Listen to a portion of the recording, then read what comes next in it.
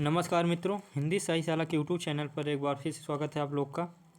आज हम पढ़ेंगे सूरदास को। सूरदास के बारे में जानेंगे, उनकी रचनाएं क्या हैं, उनके रचनाओं के बारे में और उनका जन्म कब हुआ था, कहाँ हुआ था। तो आइए शुरू करते हैं।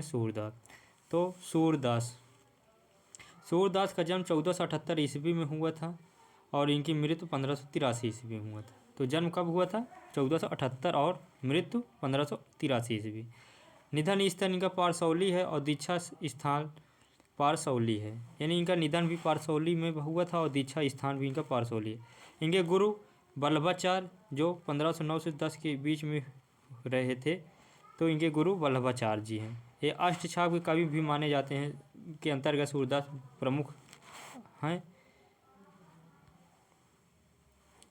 इनके जन्म स्थान के बारे में सर्वमान मत क्या है? तो सर्वमान मत है कि सीही दिल्ली के निकट नगेंद्र द्वारा और गणपत चंद्र गुप्त और वार्ता साहित्य के अनुसार।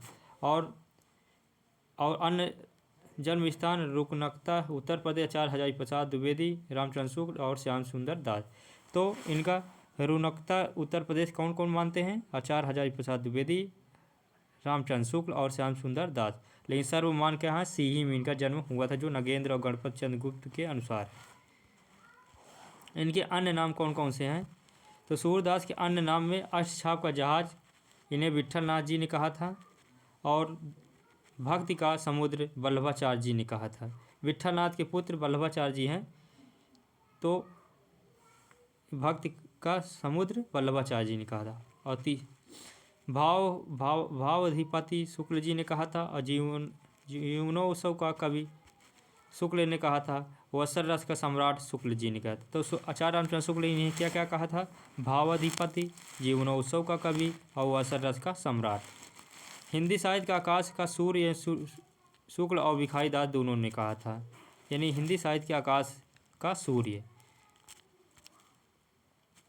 अन्य नाम इनका खंजन नयन अमृत लाल नागर ने जीवनी परक उपन्यास लिखा था, उसमें इन्हें खंजन नयन कहा था। सूरदास की रचनाएं प्रमुख कौन कौन सी हैं?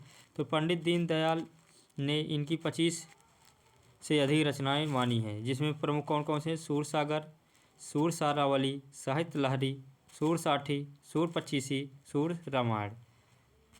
अब इनके रचनाओं के बारे में, एक रचनाओं के बारे में जानकारी ले लेते हैं। तो सूरसागर का प्रकाशन काशी नगरी प्रचारणी सभा द्वारा किया गया था। संपादन इसे नंद किशोर वाजपेयी ने किया था। कुल पद इसमें 4936 पद हैं।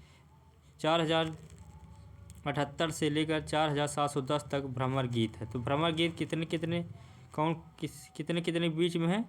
तो 4078 से 4710 के बीच में भ्रमर गीत है। कुल स्कंद इसमें 12 स्कंद हैं। 1 से 8 स्कंद पौराणिक कथाएं हैं। 9वें स्कंद में राम कथा है। 10वें स्कंद में रासलीला का वर्णन और 11वें में 11 और 12 स्कंद में गोपियों का वर्णन और भ्रमर गीत है।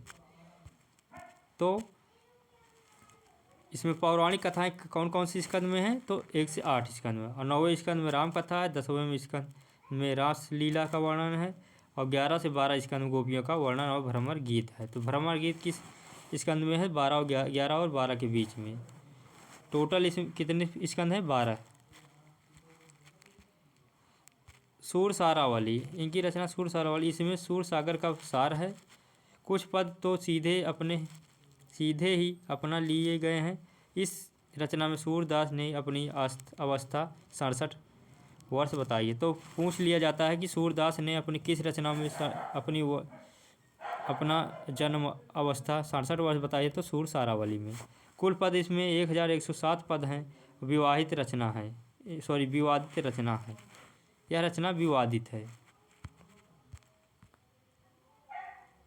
आगे है साहित्य लहरी। कौन सी रचना? साहित्य लहरी। इनकी साहित्य लहरी में यह रीति परक रचना है। सर्वमान रचना काल इसका 1570 ईस्वी है।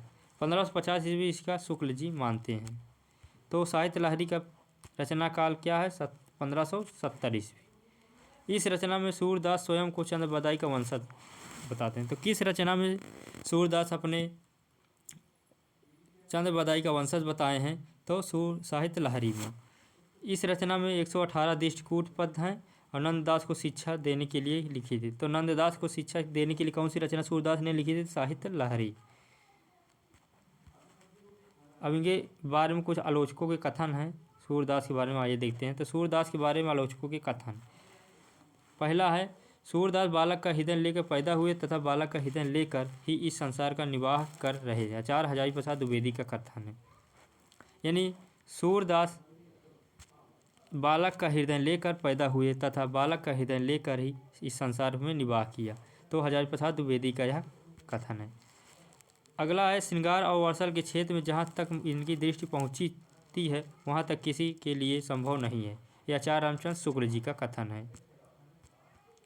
इनका श्रृंगार और वर्षल रस का कवि भी माना जाता है।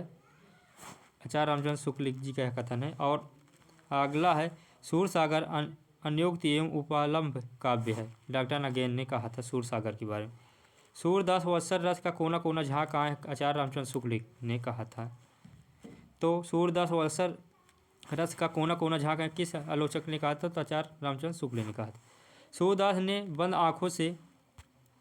बंद आँखों से जो वात्सल वर्णन किया है वह अन्य कवि खुली आँखों से भी नहीं कर सकते। आचार्य रामचंद्र शुक्ल ने का यह भी कथन है। वल्लभाचार्य से प्रभावित होकर जिन कवियों ने कृष्ण भक्ति काव्य की रचना की उनमें सूरदास सर्वश्रेष्ठ हैं। रामकुमार वर्मा का कथन है। और भ्रमर सूर साहित्य का मुकुट मणि है, यह आचार्य रामचंद्र शुक्ल का कथन है। सूरदास की रचनाओं में संस्कृत की कोमलता और अनुप्रास की वह छटा नहीं है जो तुलसी में है, यह रामचंद्र शुक्ल जी का कथन है। तो ये प्रमुख महत्वपूर्ण कथन है कि सूरदास की रचनाओं में संस्कृत की कोमलता और अनुप्रास की छटा नहीं है जो तुलसी में है, यह दोनों के बीच में अंतर किया है आचार्य रामचंद्र शुक्ल ने। तो ये रहे सूरदास के बारे में आज की क्लास, यहीं पर समाप्त होती है। कल फिर नए टॉपिक के साथ आएंगे, तब तक के लिए नमस्कार, जय हिंद।